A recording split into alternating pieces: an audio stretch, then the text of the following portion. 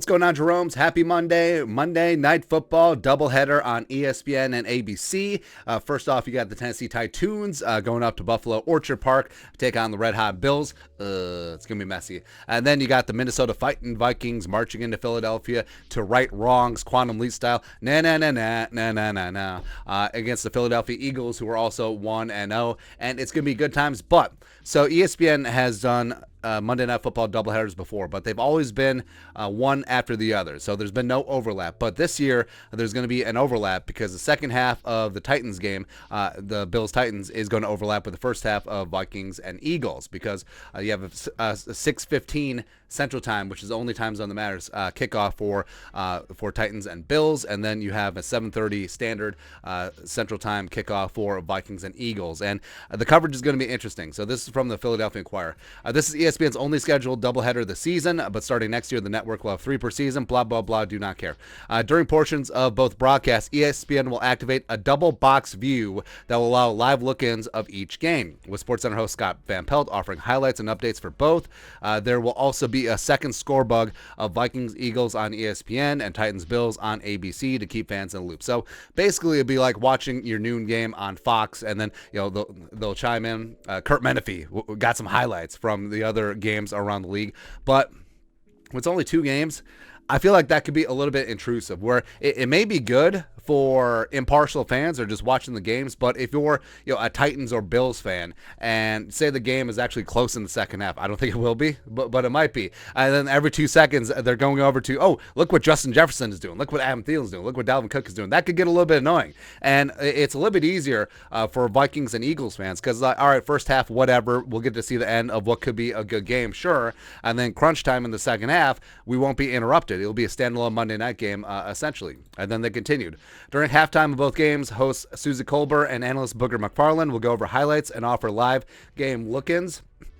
I don't know, man. Once Titans-Bills ends, ESPN will cut to SportsCenter, hosted by Van Pelt, who will offer extended looks at the last quarter of Vikings-Eagles. As far as pregame shows goes, Monday Night Countdown will air on ESPN, blah, blah, blah, blah, blah, blah, blah, blah, blah. On ABC, the crew will return to host a 30-minute version of Monday Night Countdown ahead of Vikings-Eagles. Hey, so we get RG3. Who's going to climax in the end zone. It's good times.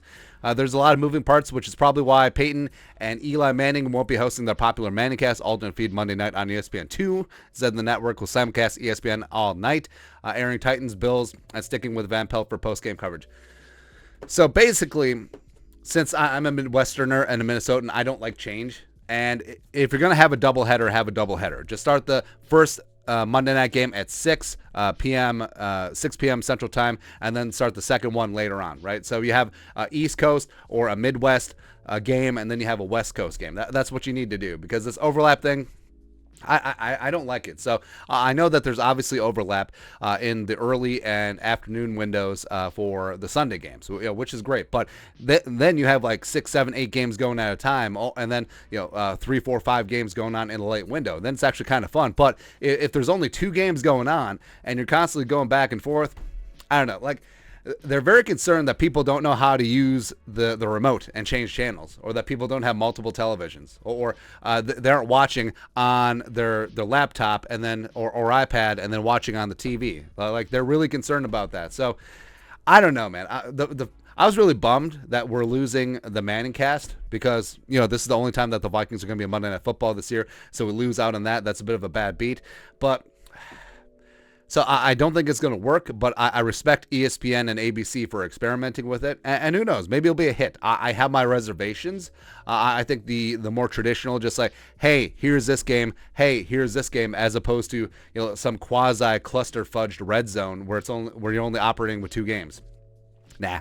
To that SFL. Or, what you could do, have this one, have Tennessee Buffalo on ESPN only, have Minnesota Philadelphia on ABC only, and then on ESPN2, have this mismatch patty whack, give a dog a bone, bootleg red zone.